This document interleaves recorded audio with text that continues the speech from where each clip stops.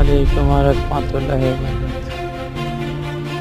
হাজারী সাহেব এখন দেশে গিয়েছে, সবাই তাদেরকে সম্মানিত জানাবে। আমাদের দেশের একটা গর্ব।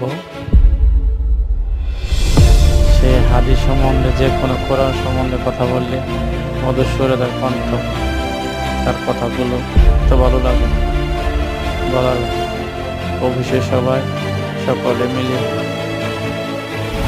তার প্রতি সবাই গেলে।